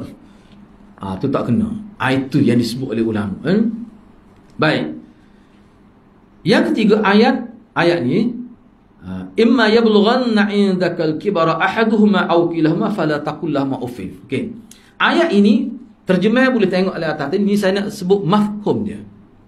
Ayat ini dari segi mafhumnya, apabila mereka telah sampai umur yang sangat tua, maka jangan sekali-kali menggunakan bahasa yang boleh menyakitkan hati mereka berdua, walaupun seminima kalimah uff. Uff ni maknanya dia panggil kalimatul dajr. Kalimah yang menunjukkan cemu. Biarlah saya sebut cerita ni. Mak dia meninggal dah ni, cuma anak dia perangai ni ada lagi. Allah takdirkan mak dia ni berlaku ni bukan depan saya, depan mak saya. Mak saya pergi ziarah dia tu, ialah dia letih doa. Mak dia ni seminggu sebelum meninggal dunia tu dia jadi macam nyanyi. Mau tempoh mak saya duduk tu, dia kata 20 kali dia pergi bilik air. Nak pergi bilik air kena orang akak. Pergi nak pergi bilik air tak jadi nak buang air. Dia masuk bilik air tak ingat nak buat apa. So waktu pergi mula siapa 20 kali. Allah uji anak dia. Jadi anak dia jaga bila gitu kan dia nak marah, dia tak boleh tahan sabar. Dia kata jelah mak saya kata ni. Orang katanya tak mati awak gitu. Tak mampu dia tu. Tak mampu awak. Dia kata gitu kamu dia. Padahal sebelum tu molek. Dia tidur kali. Tak tidur malam. Tu lah. Tu bahagian nah tu. Apa mak saya pun klik lah tak duduk dia tu. Ini pahala dia. Kata berat. Tak suruh ayat lah. Letih tak mana pun. Memang letih pun kita pun tahu. Tak ayat pun kita tahu. Tengok keadaan mak dia tu. Tu tak tahu suruh pada Allah. Kita tidak nak hukum lah. Tapi tu lah. Betul lah mak dia nyanyi. Mak dia nyanyi tu ketika-ketika. Bukan sama. Takdir mak dia dengar. Ketika tu dia tak nyanyi. Dia ingat balik dengar. Lagu mana perasaan mak dia. Mak dia. Tu. Cuba kita tengok lagi di sini. Mana kalau pun tak boleh dah. Semua ulama kata larangan ini menunjukkan haram. Berdosa. Dosa besar. Semua kata begitu. Baik, cuba tengok lagi yang keempat. Adapun ayat wala tanharhuma, dan selepas ni ada huraidah. Ada ayat wala tanharhuma yang mana terjemah biasa jangan kamu herdik, jangan kamu tengking, mana guna bahasa yang kasar, tidak boleh. Tetapi ada setengah ulama kata maksud dia begini, jangan sekali-kali keluar daripada anak-anak apa-apa perbuatan yang buruk dan keji yang ditunjukkan di hadapan mereka. Kata atak jangan kata atak jangan kamu isyarat dengan tangan pun. Supaya dengan kenyataan setengah-setengah sabar. Atak pun kata gitu, jangan isyarat dengan tangan pun. Menunjukkan kepada tidak hormat maksudnya. Kata tunjukkan tangan, kau panggil biadab atas muka tunjuk tangan tu, Kelantan kata dah. Jadi di sini wala kamu tengking, jangan kamu herdik. Tapi kebanyakan ulama bukan seorang dua. Ni kita sebut apa ni? Masa kita kata body language lah. Mana bila kita duduk bersama dia ni orang panggil tubuh kita ni, dengan tangan, dengan mata, dengan pergerakan ni, dia kena tawadhu. Bahasa tubuh. Mana kalau duduk depan dia tunduk, nak lalu depan dia pun tunduk, kita kan dia sengit sebelah. Ada lepas ni ayat tu. Dia perendah sebelah sayap dia tu. Dah. Tu tepat tu. Tu boleh puji orang Melayu tu. Faham molek tu. Tu molek tu. Mana tunduk sikit. Benda-benda gitulah. Walaupun kita setinggi mana pun jawatan kita. Itu maksud wala tanharu. Mana ramai juga ulama kata begitu. Yang kelima, sehingga akad kata isyarat dengan tangan pun tak boleh. Yang kelima, bila mana Allah SWT melarang mengeluarkan ucapan dan perbuatan yang buruk dan keji pada ibu bapa yang sudah tua, maka Allah susuli pula dengan perintah, tu tersilap, susuli pula dengan perintah agar melakukan 3 perkara. Tadi Allah sebut kalau nak tak boleh, benda hak tak boleh buat. Jangan buat gini, kata pun tak boleh dengan walaupun seminimah itu. Kemudian dari sudut penampilan zahir, bila berada di hadapan dia, biarlah bahasa tubuh kita menunjukkan kita hormat. Selepas tu Allah sebut 3 perkara. Yang pertama, gunalah bahasa yang lembut, menyenangkan, ada unsur menghargai dan melambangkan penghormatan yang tinggi. Ni maksudnya wa qul lahuma qawlan karima. Jadi ulama kata karima di situ inilah maksudnya.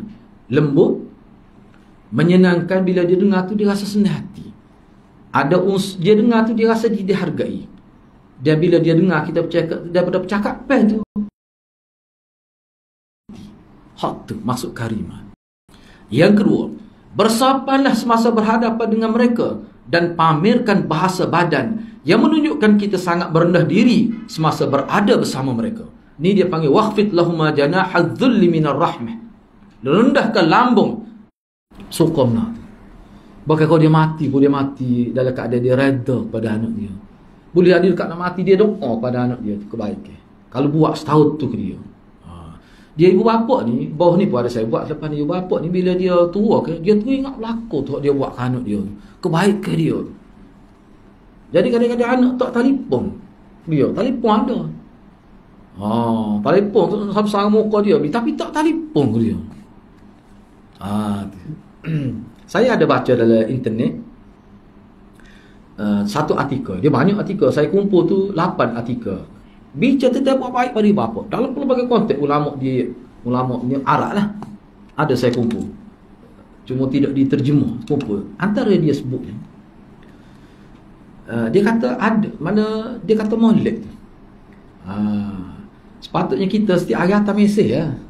Apa khabar? Tak payah tarik pun. Dia pakai tekan gitu. Muka duduk situ dah ke? Set kita tekan reply gitu ya. Tak perlu duduk tarik-tarik. Tanya setiap pagi. Oh suka ibu bapa. Ni pengalaman ibu bapa. Dia sebut dari tu pengalaman ibu bapa bila anak dia hantar mesej. Mau makan dah ke? Padahal tak atar apa kuih tu. Mau duduk jauh. Tanya. Allah doa mak kita ni saya terima hospital. Doa mak kita nak pergi kerja ni. Oh suka ibu bapa. Jadi ibu bapa tu yang ceritanya. Dia kata bila anak dia buat kita, anak dia tak kelik pun tak apa. Terubak dah jiwa dia tu. Jadi penawar itu. Bukan main tu. Hak tu yang Allah naknya. Mudah kena buat gitu. Payah kalah. Sebab tabiat kita umumnya tidak begitu. Nak ubah tu. Kita tidak bincang bagaimana sahabat Abu Hurairah dengan mak dia lagu mana. Waktu luar biasa. Cerita Abu Hurairah ni. Dia pergi mak dia tu jauh. Assalamualaikum ya apa ni ummatah ni kalau bahasa kita, wahai ibunda yang tercinta. Kalau klik buat gini boleh dia kata gitu. Sebab tu saya kata payah. Ingat cerita saya sebut sebenarnya ada sahabat saya tu, dia kata dia nak wisalah dia tak rajin cium tangan mak dia daripada kecil siapa dia sah. Jadi bila dia tengok kita cium tangan tu nengung dia. Mu cium tangan mak mu, mak aku Dia kata dia ada. Saya kata klik buatlah sekali. Dia kata terhadap peluh pakai kaki dia. Lepas tu dia kata mana? Ada lagi. Ayah dia meninggal aksiden. Tepuh kereta depan rumah dia. Mak dia ada lagi. Dia kata mana saya? Tu nak ayat pelik. Dia kata aku daripada siung tangan mak aku lebih rela pergi Singapura kerja hatta duit nak bulan. Kata paruk tu.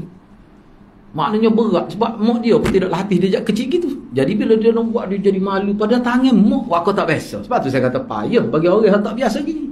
Bukan senang nak buat tu. Kalau kita biasa dah cium pipi dah kau tu tak ada masalah. Mak dia pula serabut. Ni hak tak biasa. Siapa dia kata kalau pergi Singapura dia kerja boleh duit dia hantar tiap bulan. Dia lagi senang hati daripada cium tangan mak dia. Aku tak terparuk molek mu ni tu. Mana? Bagi setengah-setengah. Jadi kalau nak buat gini seperti cerita sahabat Abu Hurairah, payah dah.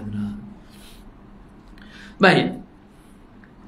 Jadi makna bahasa badan itu sangat penting juga. Misalnya jalan. Jauh tua ni.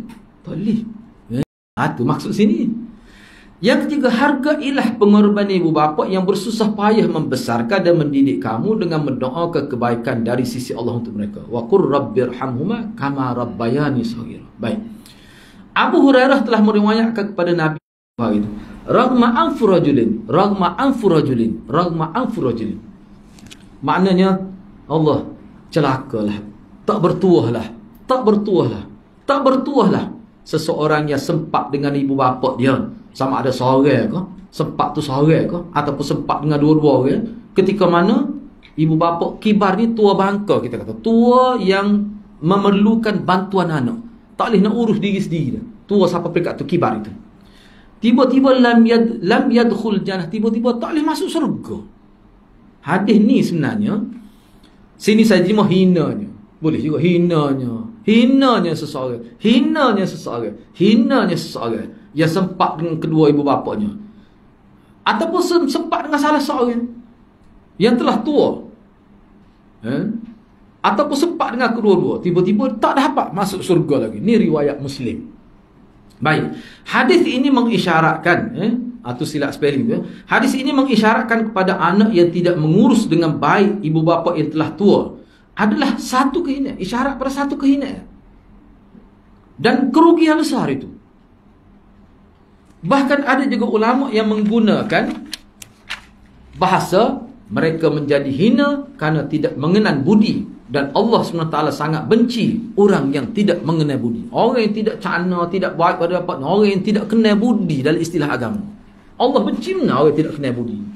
Cuma sini saya tidak catat ada kenapa disebut di hujung tu tak masuk surga kerana tu. Ini isyarat kepada buat baik pada orang tua, khususnya ketika dia tua, dia memerlukan bantuan kita. Tidur pun tak nera dah setengah orang tua ni. Kalau tidur pun terganggu, jaruah habis, pokok cabaran habis. Okay. Dia tak asyik dah makan ni. Saya pernah pergi ada, nak sebut ni, teringat cerita, tapi dia meninggal dah. Dia sihat, umur 100 juga, umur dia. Dia kena langgar di kereta, masuk batu, susahnya lah kepala. Cerita dia begini. Saya nak beli nasi pagi lah. Bila dia pun ada juga. Dia ni isteri dia mati dah. Dia duduk seorang rumah dia lah. Tapi anak dia ada lah dalam kawasan pagar rumah dia tu. Cuma tidak duduk rumah bersama lah. Rumah lain. Dia ni bila dia pergi beli nasi kedai, siapa tu orang jual nasi, tu biar air mata. Dia nak beli nasi sebelah buku. Enggak orang kapur dia atau Cik Haji, sebuku sudahlah. Anak kita, anak ramah dia tu. Padahal anak dia ni setengah tu mati. Orang tua, anak dia mati dulu baru dia. Tapi dia ingat masa nyanyak dia, sehingga dia ingat seolah dia ni duduk peru anak dia ketika kecil. Pergi nak beli nasi 12 buku. Dia, isteri dia, anak dia 10 orang. Saya pun tengok. Saya pun kenal ni. Saya pun tengok. Gini more dah hilang ingat dia pak cik ni. Orang Tino jual tu lah, budak muda lagi. Dia kata dia jadi tak nak kejap, dia sebut. Dia kata tak apalah, ambil lah sebelah pun. Dia beri sebelah buku. Padahal dia tahu dah seorang yang muka anak dia tak ada sama dia, isteri dia pun meninggal dah. Dia klik. Budak Tino ni kata memang gitu kan. Boleh semua kita duduk seorang. Hari tu sebelah buku. Sebab dia kata kita anak ramah dia tu. Tu, siapa tahu tu. Allah hadirat sebelum dia meninggal tu, memang teruklah kita tengok. Dan dia ni tak tahan, dia pergi tukar. Kalau hari dia nak bayar dengan tukar. Tu masalah. Dia duduk tu ni. Buat batu, sebuti batu maksud dia. Tak ada luka mana-mana. Sebab perempuan tu dia tu, dia kata sedang malik dia beri, kena tu bos setuh ya. Cuma dia rebah tu nasi tawai, kepala terhantuk di tu. Saya nak sebutnya, tua siapa mereka tu. Pernah tengok tak orang tua bila sampai perekat tu, dia kencing pun dia tepuk air kecil, sepuluh budak. Ada berlaku gitu. Ni lah yang dimaksudkan ni. Maknanya dalam ayat ni sebut, dalam hadis ni sebut, maknanya kalau kita urus ibu bapa siapa tahap tu, mana terbuka luah jalan kita ke syurga.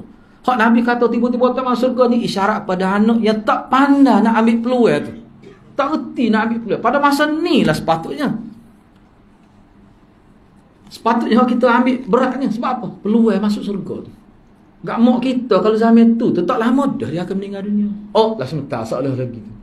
Tapi tak pandai, tak cerdik anak tu.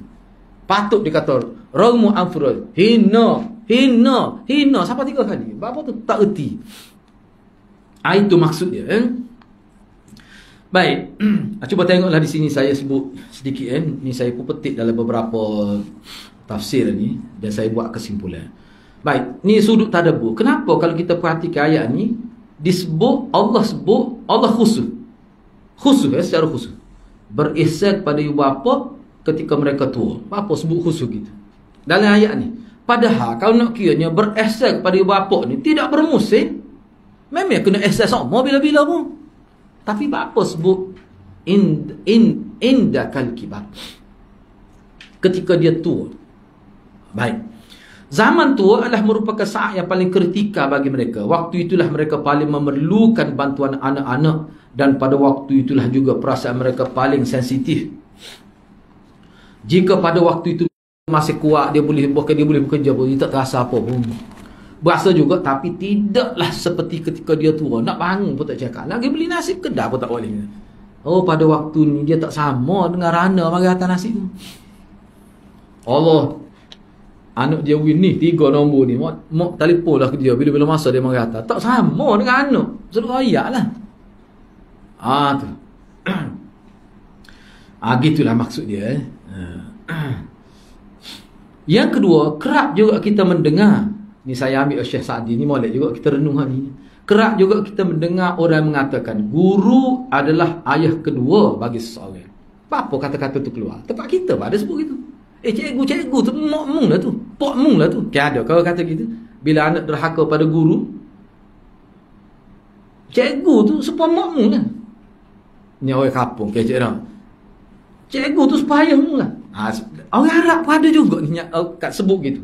Ibu bapa, guru ni abang thani. Ayah yang kedua. Ibu yang kedua kepada kita. Ibu yang pertama yang melahirkan kita. Ayah yang pertama, ayah kandung kita.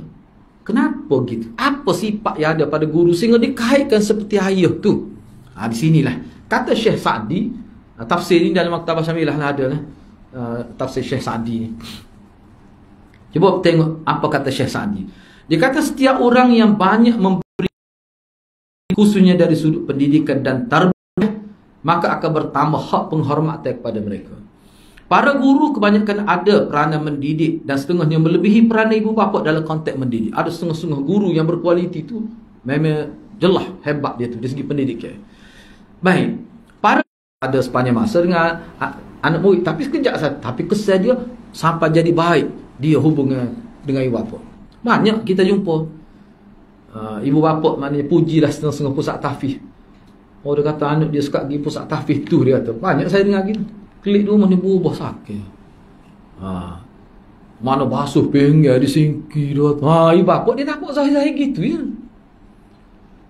Lepas tu cara bercakap dia puji. Itu maknanya peranan guru tu. Sebab tu dia kata guru tu ibu yang kedua, bapa yang kedua. Sebab apa? Sebab itu naknya lebih ibu bapa ni, kalau ada orang buat baik pada seorang tu, supaya ni buat baik ni.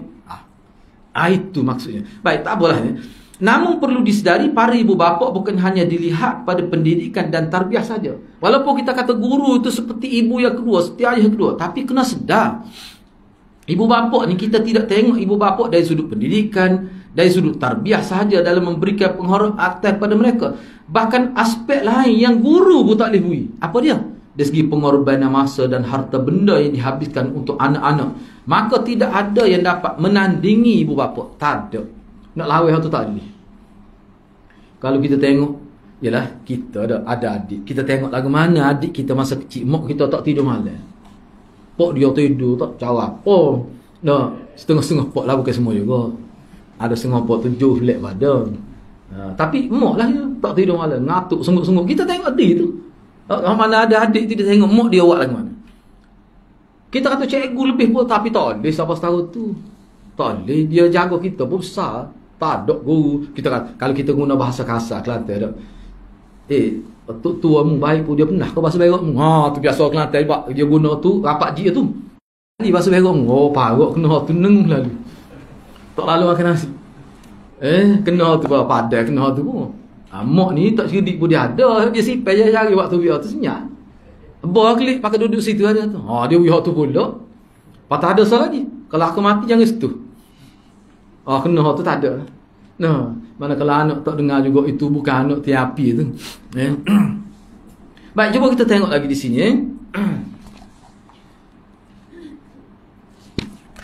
Dari sudut fitrah kasih sayang mereka kepada anak-anak tidak bertepi dan tidak ada kesudahan. Ha ni lebih.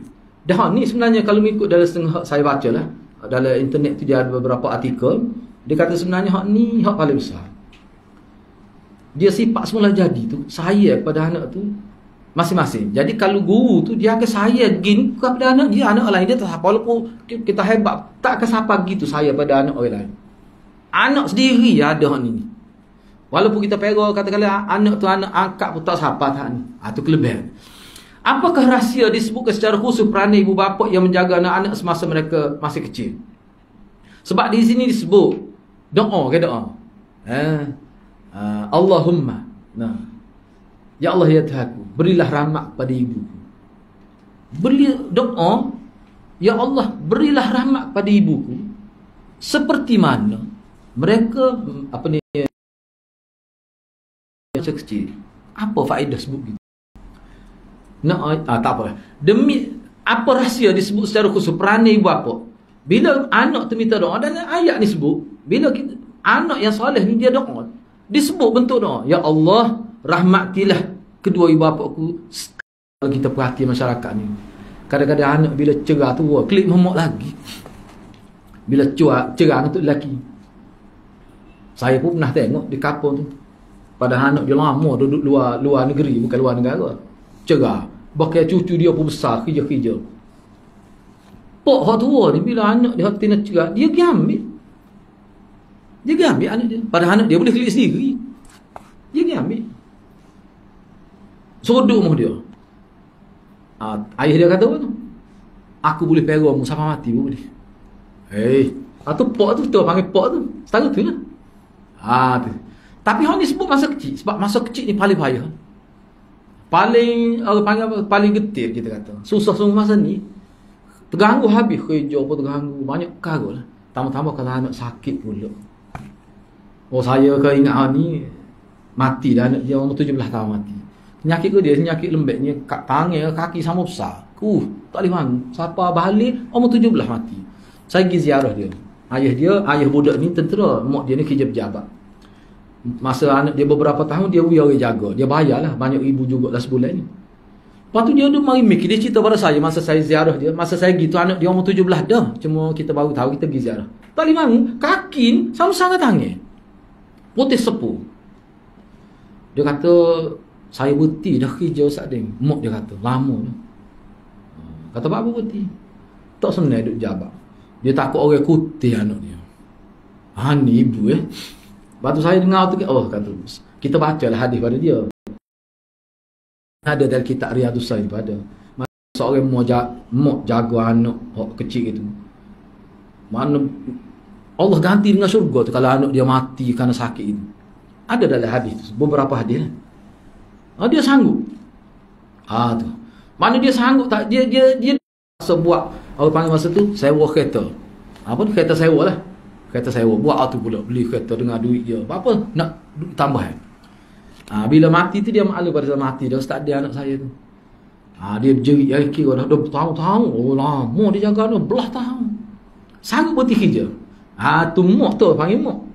Patutlah kita kata dalam Quran Allah beri nilai yang begitu besar pada ibu bapa.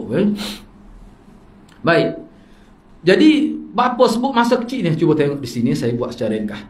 Sebenarnya Allah sebut gini, doa ya Allah rahmatilah ibuku seperti mana dia jaga aku masa kecil. Kait dengan kecil tu apa? Demi mengingatkan dan menyedarkan anak-anak. Allah ajar kalau nak doa gini lah.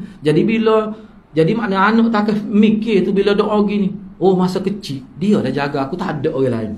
Buat lagu tu. Ingat tu anak akan jadi ingat. Doa tu memberi tazkirah kepada anak bahawa kasih sayang ibu bapa dan kesanggupan mereka menjaga kemaslahatan anak-anak serta perasaan rindu kukuh luar biasa terhadap anak mereka tak mungkin dapat ditandingi oleh orang lain. Ingat saya sebut sebelum ni ada seorang tua. Saya jumpa dia juga. Saya pergi ziarah musim perayaan. Dia keluarga saya juga. Dia ni umur 70 meninggal dah sebelum Covid meninggal. Umur dia saya gitu umur 70-60 gitulah. Padahal anak dia meninggal dunia ketika dia mula kahwin, boleh anak, takdir anak dia mana berpuluh tahun. Bila sebut anak mati kecil, jerit lagi. Nyali air mata. Padahal anak dia meninggal 50 tahun lebih lah. Sebut anak meninggal, jerit lagi. Tu ayah tu, mak saya kira lah. Kalau gitulah sebenarnya Allah sebut dalam ayat-ayat ni. Kenapa kena buat baik ibu bapa? Sebab gitu Allah buat. Yang keempat, berbuat baik kepada ibu bapa. Tertinggal ni, rasanya ada taib tu. Berbuat baik pada ibu bapa adalah amalan atau perbuatan para nabi dan orang soleh. Dan ayat-ayat selepas ni dia bincang pula tentang nabi-nabi. Buat baik pada ibu bapa. Nabi Isa misalnya. Tu. Masa itu ni. Kalau ambil sedikit lagi, boleh soal lagi ambil yang patut lagi kita bincang mula. Ambil satu lagi. Cuba kita tengok pula dalam surah Maryam ini. Ni lah. Ya Yahya. Ni laras bahasa lain sikit ni. Ni lah yang dimasukkan buat pada ibu bapa tu adalah amalan, perbuatan, sunnah hidup para nabi dan orang soleh. Misalnya dalam surah Maryam ni ayat 12 hingga 14. Cuba tengok. Ya Yahya, khudhil kitaba biquwwah wa atainahu al-hukma sabiyya wa hananan min ladunna wa zakatan wa kana taqiyya wa barran biwalidayhi wa lam yakun jabbaran 'asiyya. Surah Maryam ayat 12 hingga 14. Wahai Yahya, ini Nabi Yahya, terimalah kitab itu, yakni wahyu tu, serta amalkanlah dengan bersungguh-sungguh. Biquwah tu makna bersungguh-sungguh. Dan kami berikan kepadanya, kata Allah, nya tu maksudnya Nabi Yahya, hikmat kebijaksanaan. Semasa kanak-kanak lagi. Cerdik luar biasa ni Yahya ni. Dan kami mengurniakannya rahmat, yakni perasaan kasih sayang, kesian belas, serta kelebihan yang berkembang manfaatnya. Dan dia ni seorang yang bertakwa. Dan dia taat serta berbuat baik pada ibu bapa dia. Ni Nabi.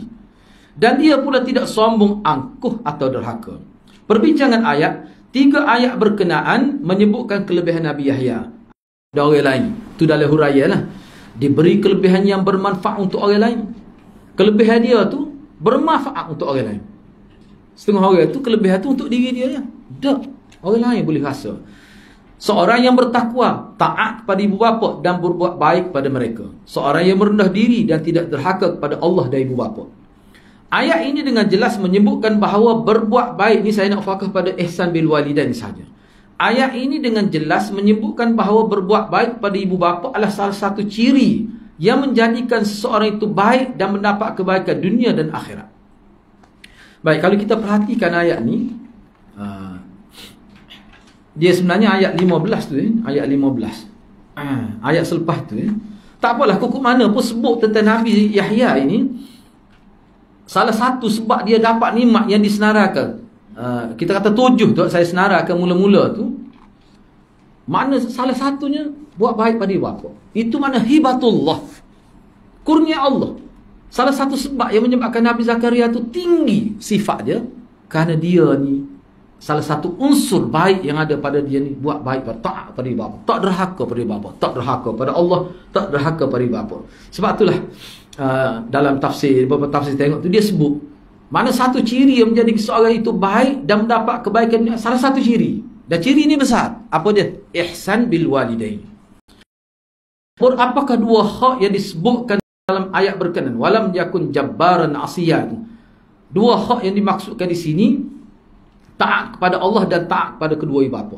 Taat kepada Allah, itu perintah Allah. Taat kepada kedua ibu bapa, itu juga perintah Allah. Beliau tidak menjadi sombong pada ibu bapa. Ada maksud tu ganding tu. Apa ganding? Daripada awal kita bincang, semua digandingkan ibadat pada Allah, lepas tu terus diiringi dengan buat. Itu sebagai isyarat. Sangat jelas isyarat itu. Kalau kita kumpulkan ayat-ayat, kita nampak besar ni buat baik pada ibu bapa ni. Dengan kita tengok bahasa yang Allah guna, kita sudah nampak dah. Kalau kita dengar huraian ulama lagi lah. Kemudian ayat seterusnya tu kita bincang semula lah tu rasanya. Dia sebenarnya ayat akhir tu 2 tu saya tak sempat nak buat nota, cuma sempat tanda saja. Lepas tu saya boleh bagi semula lah. Dia nota ni sebenarnya tidak lengkap lagi sebenarnya ni. Tak apalah, sekadar itu tu kita boleh faham dah maksud dia. Jadi saya setakat itulah dulu. Hak lain itu kita boleh sambung semula lah insya-Allah dalam perbincangan akan datang insya-Allah.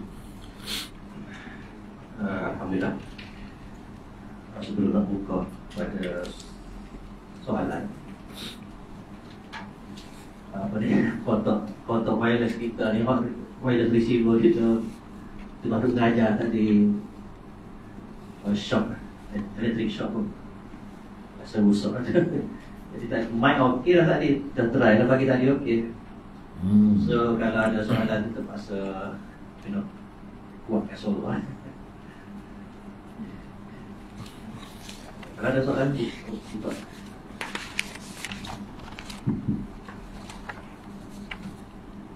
Kalau yang tak ada ibu bapa macam mana Ustaz ni? Ya? Ibu bapa tak ada.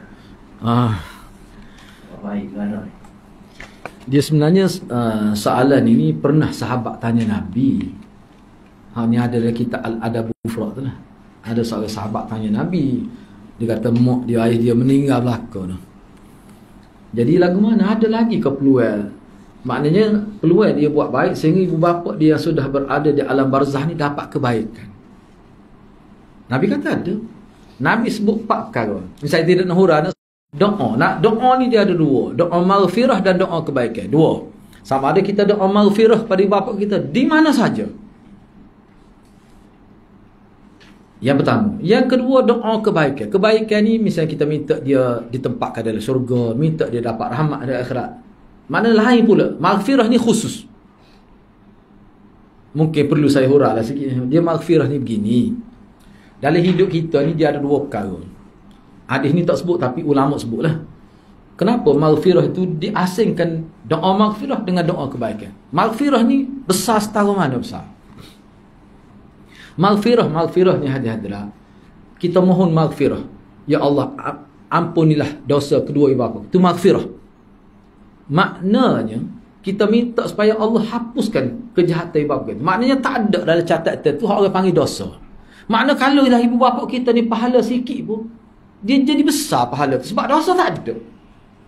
Dosa tu dosa kecil lah. Ulama kata bukan dosa besar. Kalau dosa besar tak bertaubat tu, dia jadi isu di mahkamah tu. Ni dosa kecil. Dosa kecil ni besar sebenarnya.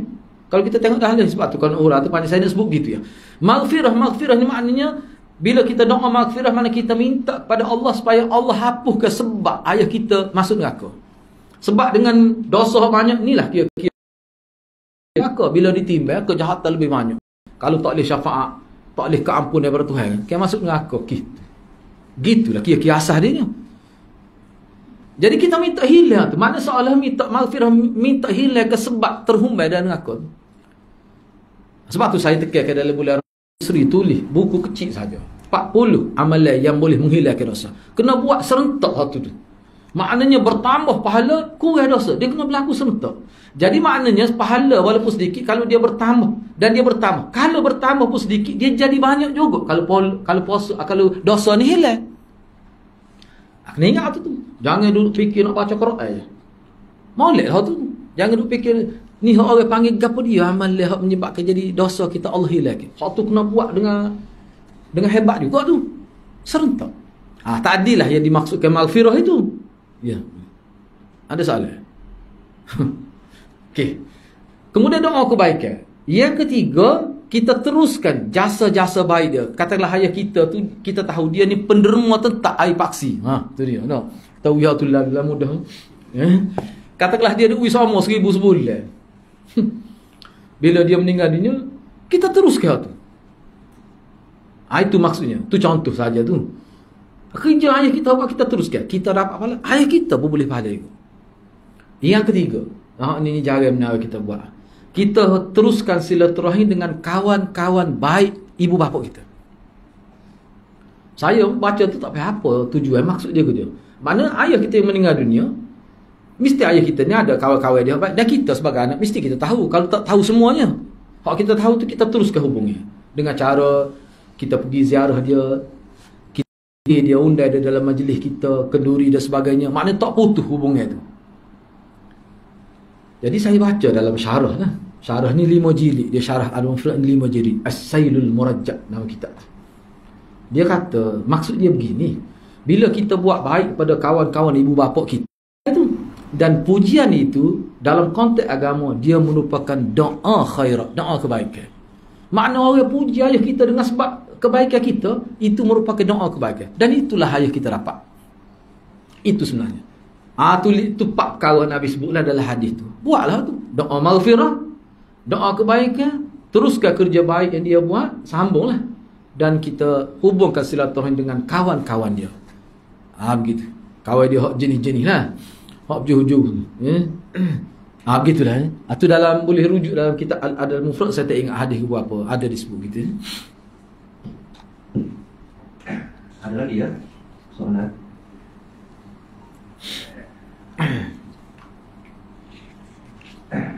Apa pakai tak ada apa?